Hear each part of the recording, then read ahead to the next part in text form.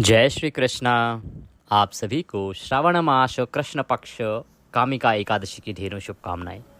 प्रिय भक्तों, आज के इस वीडियो में हम विशेष रूप से बात करेंगे आपके जो एक बड़ा सवाल है कि एकादशी और सोमवार का दिन यदि साथ साथ हो तो कौन सा व्रत करना चाहिए, कैसे करना चाहिए, किस विधि से करना चाहिए, दोनों कर सकते हैं क्या या एक ही करना चाहिए। क्योंकि इस बार 21 जुलाई को ऐसा ही हो रहा है। सावन की एकादशी और सोमवार दोनों एक साथ हैं 21 जुलाई को। तो आप में से बहुत से हमारे दर्शक इस प्रकार के प्रश्न भी कर रहे हैं कि पंडित जी कब करना चाहिए, कौन सा व्रत छोड़ें, कौन सा ना करें। हम तो सावन के भी करते हैं, एकादशी भी करते हैं, तो फिर क्या करें, ऐसे में क्या नियमों का पालन करें, अगर दोनों करना चाहते हैं तो कैसे करें, कर भी सकते हैं या नहीं कर सकते हैं, और छोड़ें तो कौन सा छोड़ें, कौन सा करना जरूरी है। तो इस प्रकार से इस वीडियो के माध्यम से हम आपको संपूर्ण शास्त्रीय जानकारी प्रदान करेंगे कि किस तारीख को 21 जुलाई को जो व्रत पड़ रहा है एकादशी का, कामिका एकादशी का, और सावन का सोमवार भी है, दूसरा सावन का सोमवार है, तो आपको दोनों इकट्ठे करने चाहिए या नहीं करने चाहिए, शास्त्र क्या कहते हैं। दोनों करने हैं तो कैसे करने हैं, क्या विधि होनी चाहिए, कौन सी पूजा में क्या चीज़ खाएंगे, कौन से व्रत में क्या चीज़ खाएंगे, किस विधि से, किस नियम से आप दोनों इकट्ठे कर सकते हैं, और यदि नहीं कर सकते हैं दोनों तो कौन सा व्रत छोड़ना चाहिए, सोमवार का छोड़ें या एकादशी का छोड़ें। इस प्रकार से संपूर्ण जानकारी इससे संबंधित आपको इस वीडियो के माध्यम से प्रदान की जाएगी। आप देख रहे हैं देवभूमि ज्योतिष संस्थान का प्रतिष्ठित यूट्यूब चैनल देवभूमि धार्मिक। हम यहाँ पर सभी व्रत और त्योहारों की सही शास्त्रीय जानकारी प्रदान करते हैं। पुराण और ज्योतिष शास्त्र के आधार पर बताते हैं कि इस व्रत को करने की विधि क्या है, नियम क्या है, कब करना चाहिए, कैसे करना चाहिए। इस प्रकार से यदि आप सभी व्रत और त्योहारों की सही पुराण के अनुसार और शास्त्रों के अनुसार जानकारी प्राप्त करते रहना चाहते हैं तो कृपया चैनल को अभी सब्सक्राइब कीजिए और बेल आइकन को प्रेस कीजिए। जब आप सब्सक्राइब का बटन दबाएंगे तो वहाँ एक घंटी का निशान बना हुआ आएगा, उसको अवश्य दबाइएगा, तभी आपको हमारे वीडियो मिलेंगे, अन्यथा आपको प्राप्त नहीं होंगे, जानकारी मिलेगी नहीं। आइए प्रिय भक्तों, जानकारी आरंभ करते हैं। आपसे निवेदन है कि वीडियो यदि थोड़ा सा भी उपयोगी लगे तो एक बार लाइक अवश्य कर दीजिएगा, क्योंकि आपका एक लाइक हमारे लिए बहुत महत्वपूर्ण होता है। ये हमारा एक प्रकार का पारिश्रमिक है, तो आप ये अवश्य हमारे लिए कीजिएगा। अपने व्रत की सफलता के लिए और भगवान श्री हरि का आशीर्वाद प्राप्त करने के लिए कमेंट बॉक्स में अवश्य लिखिएगा जय श्री हरि या ओम नमो भगवते वासुदेवाय। इस चातुर्मास में और श्रावण मास में इस मंत्र की बड़ी महिमा है, जितना लिखेंगे उतना पाएंगे। बात कर रहे हैं कामिका एकादशी और श्रावण के दूसरे सोमवार के योग की। इस वर्ष 2025 में जो एकादशी तिथि है वो आरंभ हो रही है 20 तारीख को। 20 तारीख को रविवार का दिन रहेगा। रविवार को 12:12 पर यह आरंभ हो जाएगी दोपहर को, और 21 जुलाई को सुबह 9:38 पर यह समाप्त हो जाएगी। क्योंकि व्रत का निर्धारण जो है वो उदया तिथिमान के अनुसार होता है, आप सभी जानते हैं। तो उदया तिथिमान के अनुसार ये जो व्रत है ना, ये किया जाएगा 21 जुलाई को। और द्वादशी युक्ता व्रत श्रेष्ठ होता है, अर्थात जिसमें द्वादशी का भी योग आ रहा हो, साथ में द्वादशी भी आ रही हो। जहाँ द्वादशी तिथि एकादशी का भेदन करे उसे द्वादशी भेदा कहते हैं, और जहाँ योग करे वहाँ योगा कहते हैं। तो भेदा और योगा एक ही बात है। तो ये द्वादशी युक्ता जो श्रेष्ठ व्रत होता है ये भी 21 जुलाई को ही है। चावल आदि जो लोग नहीं खाते हैं उनको ये नियम भी पालन 21 जुलाई को ही करना है। अब बात आती है कि 21 जुलाई को अगर एकादशी है तो वो व्रत तो कर लेंगे, परंतु 21 जुलाई को ही सावन का दूसरा सोमवार भी है। श्रावण मास के सोमवार का जो नियम है वो सभी सनातनी उठाते हैं। अधिकतम लोग जो हैं, जो एकादशी का व्रत करते हैं, वो श्रावण मास के सोमवार का व्रत करते ही हैं, ऐसा देखा गया है। हमारे यहाँ पे भी सभी लोग जो एकादशी व्रत करते हैं वो उनकी श्रद्धा जो है सदा ही श्रावण के सोमवार में भी रही है। तो अब एक ही दिन 21 जुलाई को ही सावन का सोमवार भी पड़ गया, और 21 जुलाई को ही एकादशी, बड़ी एकादशी है, श्रावण की एकादशी है, कामिका एकादशी है, जो देवशयनी अर्थात देवों के सोने के बाद पहली एकादशी है, वह पड़ गई है। और चातुर्मास की एकादशी है, तो चातुर्मास की एकादशियों के व्रत का फल तो वैसे ही बहुत अधिक बताया गया है। तो अभी सबके सामने ये प्रश्न उठ के खड़ा हुआ कि व्रत कौन सा छोड़ा जाए और कौन सा किया जाए, क्योंकि श्रावण भी साल में एक ही बार आता है, 12 महीनों में एक ही बार आता है। तो उसके जो व्रत हैं वो भी बड़े महत्वपूर्ण हैं, सावन के सोमवार बड़े महत्वपूर्ण हैं। वहीं जो एकादशी तिथि है इसका नियम तो आप पहले ही धारण करते हैं, और जब नियम धारण करते हैं तो बीच में छोड़ना नहीं चाहिए, तोड़ना नहीं चाहिए। क्या किया जाए? श्रावण के सोमवार का व्रत जब आरंभ करते हैं तो संकल्प भी लिया जाता है कि आप श्रावण के सभी सोमवार करने का नियम धारण कर रहे हैं। कुछ लोग श्रावण के 16 सोमवार करते हैं, उनका भी देखना पड़ेगा, और पशुपति व्रत भी करते हैं तो उसके अनुसार भी सोचना पड़ेगा। तो सभी जो व्रत हैं, दोनों ही जो व्रत हैं वो बहुत अधिक महत्वपूर्ण है जो 21 तारीख को पड़ रहे हैं। अब बात आती है कि कौन सा छोड़ा जाए और कौन सा ना छोड़ा जाए, कौन सा करना आवश्यक है। प्रिय भक्तों, जब आप एकादशी का व्रत उठाते हैं तो उसमें संकल्प करते हैं। एक तो संकल्प करते हैं कि आप किसी के लिए इतनी एकादशी करने का संकल्प करते हैं। एक होता है कि आप प्रत्येक एकादशी का व्रत करते हैं और व्रत पूजन से पहले ही आप संकल्प करते हैं एक चीज़।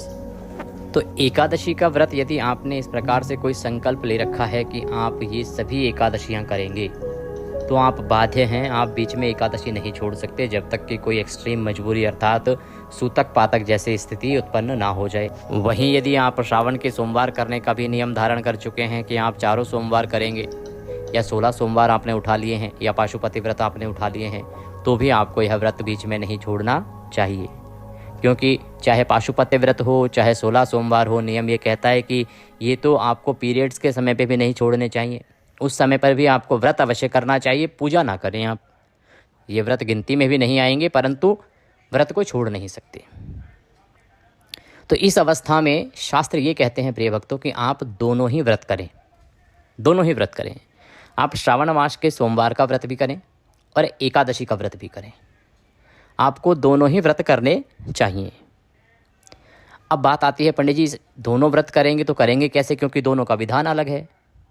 एक भगवान शंकर का है, एक भगवान विष्णु का है। चलो ठीक है तो भगवान के ही व्रत, परंतु दोनों का विधान अलग है। एक आज खुलेगा, एक कल खुलेगा, दोनों के नियम अलग अलग हैं। तो अब इस व्रत को करना कैसे है ये जानना आवश्यक है आपके लिए, कि आप ये तो क्लियर है कि आप दोनों ही व्रत कर सकते हैं और आपको दोनों ही व्रत करने भी चाहिए। 21 तारीख को ही श्रावण के सोमवार का व्रत भी करना चाहिए, 21 तारीख को ही आपको एकादशी का व्रत भी करना चाहिए। अब बात आती है करना कैसे है, तो इसकी विधि बताते हैं कि इसकी पूजा कैसे करनी है, दोनों की पूजा में क्या क्या अलग करना है।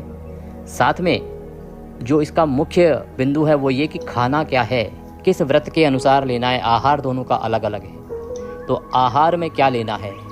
सोमवार का व्रत अन्न से खुल जाता है, तो आहार दोनों का जो है वो किस प्रकार से लेना, क्या क्या खाना है और किस समय खाना है। समय की सीमा का भी ध्यान रखना पड़ेगा, क्योंकि एक व्रत ऐसा है जिसमें नक्त भोजन किया जाता है, तो नक्त भोजन का समय किस हिसाब से निर्धारित होना चाहिए, किस समय आपको खाना चाहिए, क्या खाना चाहिए, और अगले दिन तक किन नियमों का पालन आपको करना चाहिए। इस प्रकार से संपूर्ण शास्त्रीय जानकारी अब इस विषय पे देते हैं कि कैसे आप ये दोनों व्रत करेंगे। ये तो क्लियर हो गया कि आप दोनों ही व्रत कीजिए। शास्त्रों में लिखा है कि आप दोनों व्रत एक साथ कर सकते हैं, और इसीलिए शास्त्रों में इसके सम्मत एक विधि भी बताई गई है। तो प्रिय भक्तों, 21 तारीख को आप सूर्य उदय से पहले उठ जाएं। पहले बात तो ये ध्यान रखें, उठ के आपको स्नान आदि करना है। अगर आप स्वच्छ गंगा स्नान कर पाएँ तो बड़ा कल्याणकारी है, पवित्र नदी में जा पाएँ बहुत उत्तम रहेगा। और घर पर यदि स्नान कर रहे हैं तो घर पर जो स्नान कर रहे हैं आप, उस पात्र में पहले गंगा जल भरिए। जिस बाल्टी से, जिस भी पात्र में आप जल भरते हैं ना, पहले उसमें गंगा जल भरिए, फिर शुद्ध जल भरिए, उससे आप स्नान कीजिए हर हर गंगे बोलते हुए। स्नान करने के बाद स्वच्छ वस्त्र धारण कीजिए। स्वच्छ वस्त्र धारण करके आप सूर्य देव को जल देते हैं, सूर्य देव को जला दीजिए। आज के दिन माता तुलसी के पूजन का विधान भी है एकादशी में। ये जो एकादशी है ना, कामिका एकादशी, इस एकादशी में जो 21 जुलाई को एकादशी है श्रावण मास के कृष्ण पक्ष की, इस एकादशी पर भगवान विष्णु के पूजन में तुलसी का प्रयोग बड़ा आवश्यक है, ऐसा शास्त्र कहते हैं, शास्त्रों में बताया गया है। तो एक तो तुलसी आपने अवश्य पूजन करना है, तो पहले आप तुलसी माता का पूजन कीजिए, उनको जला दीजिए। जल देने के बाद उनको वस्त्र के रूप में चुनरी उड़ाइए या मौली अर्पित कीजिए। फिर उनको तिलक लगाइए, रौले कुमकुम आदि से तिलक लगाइए, फूलों की माला पहनाइए, धूप दीप दिखाइए, उनको आरती कीजिए, और नैवेद्य के रूप में जो भी मिठाई फल आदि आपके पास है वह भोग लगाइए। इस प्रकार से माता तुलसी का पूजन आपने पहले कर लेना है। या आप जब नारायण का पूजन करें, एकादशी का पूजन करें, वहीं साथ में गमला रख लीजिए, पौधा रख लीजिए तुलसी माता का, उनका भी साथ में पूजन कर लीजिए। कीजिएगा जरूर, इसका ध्यान रखिएगा। कोई ये कहता है जी एकादशी पे तुलसी पूजा नहीं की जाती है, तो वो अनुचित है, उसको शायद जानकारी का अभाव है। द्वादशी के दिन तुलसी पूजा वर्जित है। द्वादशी के दिन आपको तुलसी से दूर रहना चाहिए, तुलसी का पत्ता आदि नहीं तोड़ना चाहिए। एकादशी के दिन तो आप जानते नहीं है क्या, तुलसी विवाह होता है। तो एकादशी पर तो आपने इस प्रकार से पहले तुलसी का पूजन करना है। अब आप जो आपका पूजा स्थल है घर में, उसकी साफ सफाई कीजिए अच्छे से, और वहाँ पर भगवान की तस्वीर या प्रतिमा स्थापित कीजिए। दोनों पूजाएं हम साथ साथ भी कर सकते हैं और दोनों ही पूजाएं हम अलग अलग भी कर सकते हैं। 2 व्रत आप कर रहे हैं, एक भगवान शंकर का है, एक भगवान विष्णु का है। एक के लिए आप भगवान विष्णु की तस्वीर का प्रयोग करेंगे, दूसरे के लिए भगवान शंकर की। आपके मंदिर में यदि दोनों ही तस्वीरें हैं तो उत्तम है, नहीं तो एक चौकी लीजिए और चौकी पर भगवान की स्थापना कीजिए। चौकी लीजिए, चौकी बिछाइए, उस पर वस्त्र बिछाइए, पीला हो तो पीला बिछाइए, सफ़ेद मिल जाए तो सफ़ेद बिछाइए। और अगर दोनों हो जाएं तो आधे पे सफ़ेद और आधे पे पीला बिछाइए। सफ़ेद पे भगवान शंकर की तस्वीर रखिए, पीले पे भगवान विष्णु की तस्वीर रखिए। और दोनों अलग अलग ना हो तो कोई बात नहीं, आप एक एक पे भी आप दोनों को विराजमान कर सकते हैं। भगवान को विराजमान कीजिए, उनके सामने घी का दिया रखिए और धूप रखिए। धूप और दीप प्रज्वलित कर दीजिए, चौकी के सामने ही प्रज्वलित कर दीजिए, दोनों के लिए इकट्ठा ही हो जाएगा वो। ये ठीक वैसे ही है जैसे हम 9 ग्रह की पूजा करते हैं या बाकी पूजाएं करते हैं तो दीपक एक ही जलाते हैं, लेकिन पूजन तो 33 करोड़ देवताओं का उसी में करते हैं, 33 कोटि का। तो इसीलिए धूप रखिए, दीप रखिए। एक तांबे का लोटा लीजिए, उसमें पहले गंगाजल भरिए, फिर शुद्ध जल भरिए। एक फूल लीजिए और फूल के माध्यम से जिस स्थान पर आप पूजन कर रहे हैं, जो आपकी पूजा की सामग्री आपने एकत्र की है, उस सब पर छींटे दीजिए। पूजा की सामग्री में आपके पास क्या होना चाहिए?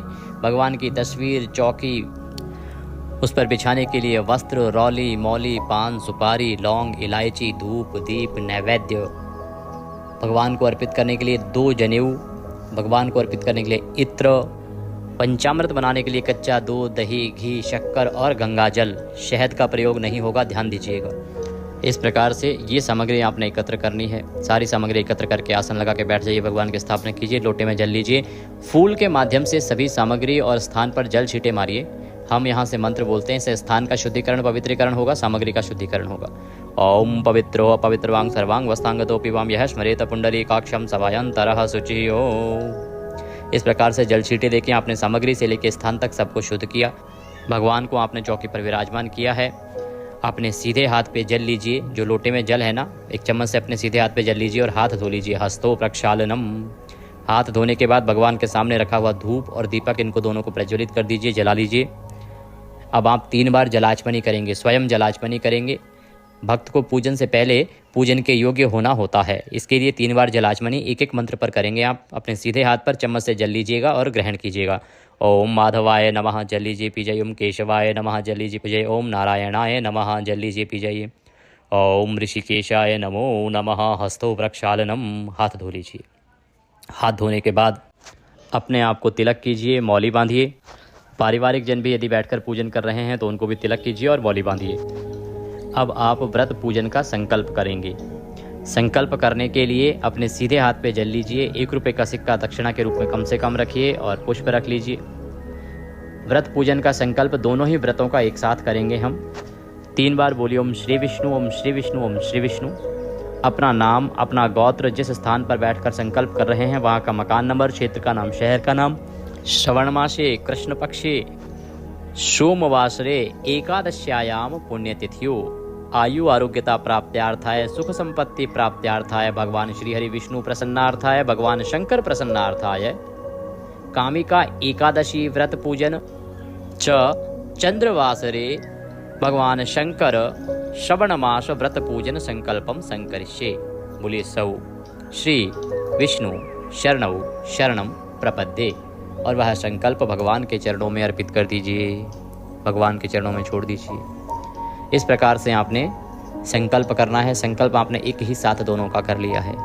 आप सामान्य विधि से भी संकल्प कर सकते हैं। सीधे हाथ में जल लीजिए और भगवान को ध्यान करते हुए परमात्मा से निवेदन कीजिए कि प्रभु आज श्रावण मास के सोमवार और एकादशी का व्रत पूजन करने का हम संकल्प करते हैं, इसे सफलतापूर्वक कर पाएं, इतनी हमें शक्ति प्रदान कीजिए और इसे सफल बनाइए। इस प्रकार से सामान्य शब्दों में भी आप संकल्प धारण कर सकते हैं। संकल्प करने के बाद भगवान का पूजन करेंगे।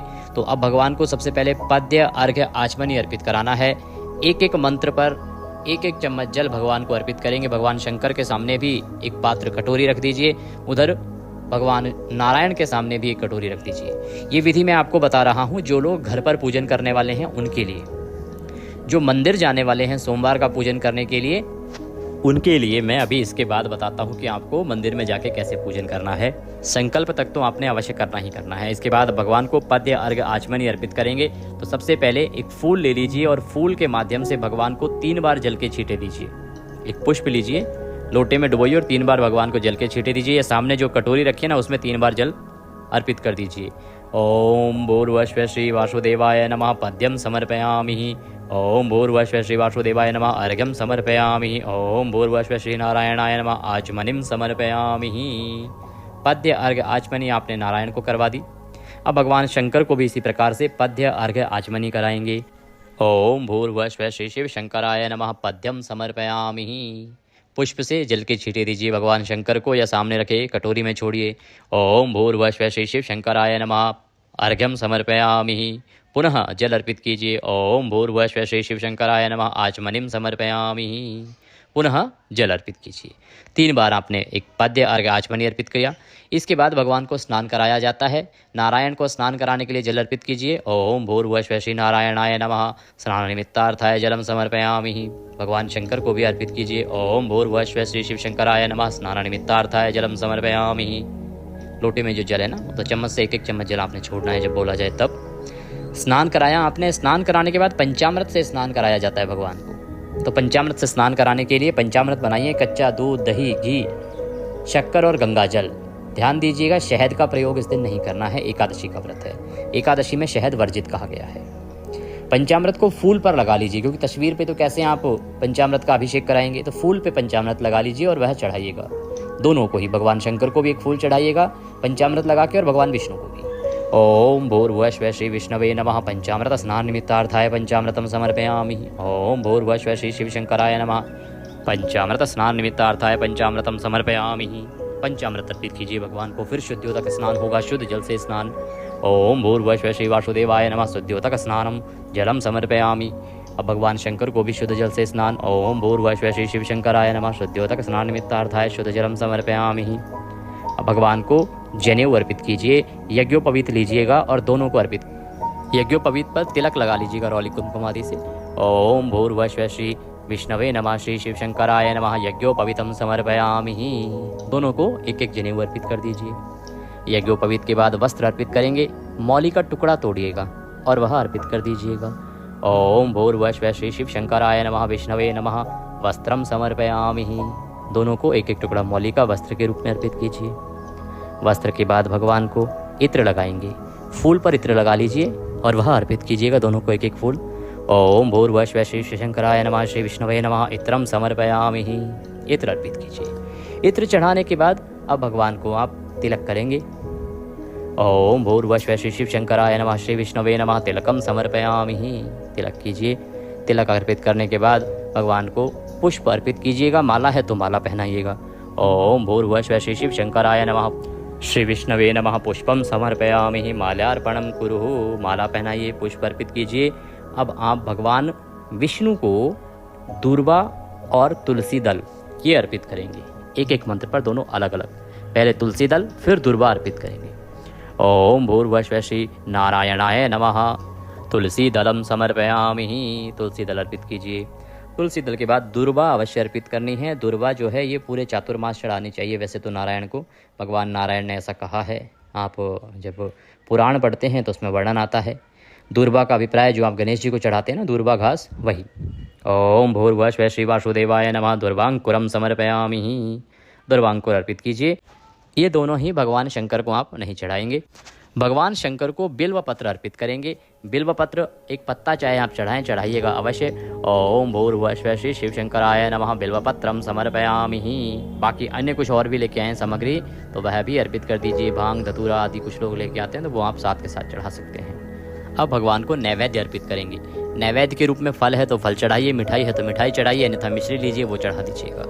ओम भूर्भुवः श्री शिव शंकराय नमः श्री विष्णवे नमः नैवेद्यम समर्पयामि। दोनों को नैवेद्य अर्पित कीजिए। नैवेद्य के बाद जलाचमनी कराई जाती है। भोजन के बाद का जल ग्रहण कराया जाता है तो 1-1 चम्मच जल दोनों के सामने अर्पित कीजिएगा। ओम भूर्भुवः श्री शिव शंकराय नमः भोजनान्ते जलाचमनीम समर्पयामि। जलाचमनी करा के भगवान को तांबूल अर्पित करेंगे। तांबूल क्या होता है कि 1 पान का पत्ता लीजिए, उसमें 2 लौंग, 2 इलायची और 1 सुपारी रखिए।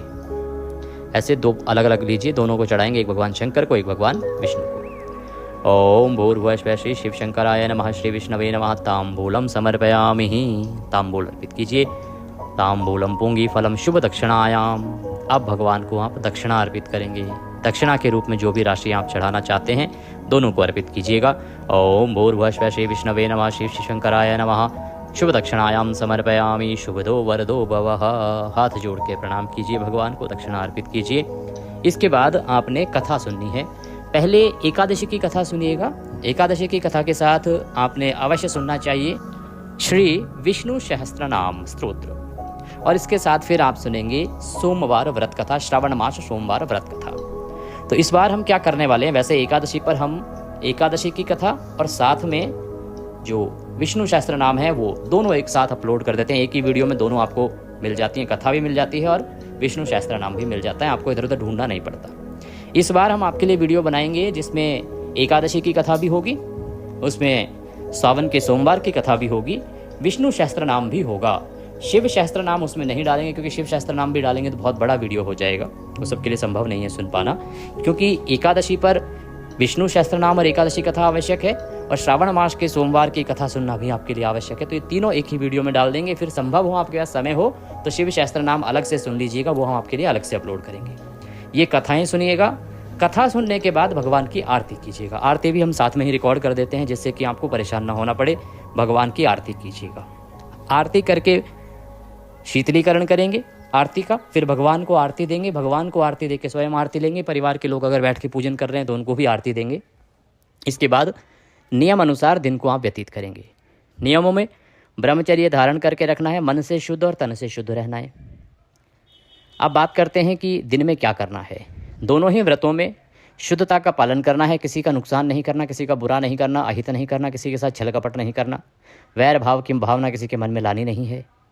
इस प्रकार से शालीनता से दिन को व्यतीत कीजिए। सायंकाल को कीर्तन करना चाहिए। कीर्तन की बड़ी महिमा है, एकादशी व्रत में भी बड़ी महिमा है, इस एकादशी पर अवश्य करना चाहिए। अब कीर्तन के लिए सभी लोग जा नहीं सकते, ना तो सबके मंदिर पास में है, ना सभी मंदिरों में कीर्तन होते हैं। तो आप क्या कीजिए कि शाम के समय, सायंकाल के समय हमारे इसी चैनल पर हम शिव सहस्त्र नाम, विष्णु सहस्त्र नाम, नारायण रक्षा कवच, ये सभी स्तोत्र के वीडियो अपलोड करते हैं। इनका श्रवण कर लीजिएगा। जब आप इनको सुन लेंगे ना वीडियो चला के, तो इनका श्रवण करना मात्र ही आपको कीर्तन का फल प्रदान करा देगा। अब बात आती है सायंकाल पूजा की, क्योंकि सोमवार के व्रत में सायंकाल की पूजा भी होती है। जिनके लिए संभव है सायंकाल की पूजा करना, तो प्रदोष काल के समय सायंकाल की पूजा होती है। सूर्यास्त से 45 मिनट पहले और 45 मिनट बाद का समय प्रदोष काल का होता है। इसमें भगवान शंकर की पूजा करनी चाहिए। पूजा करने के लिए आपको भगवान का अभिषेक कराना चाहिए। अभिषेक कैसे? भगवान को पहले शुद्ध जल चढ़ाइएगा। एक लोटा लीजिए, उसमें पहले गंगा जल भरिए, फिर शुद्ध जल भरिए, वह भगवान को चढ़ाइए। फिर पंचामृत बनाइए और पंचामृत से भगवान का अभिषेक कराइए। पंचामृत के बाद पुनः शुद्ध जल से चढ़ाइए। उसके बाद भगवान को त्रिपुंड बनाइए, जनेऊ अर्पित कीजिए, वस्त्र के रूप में मौली अर्पित कीजिए।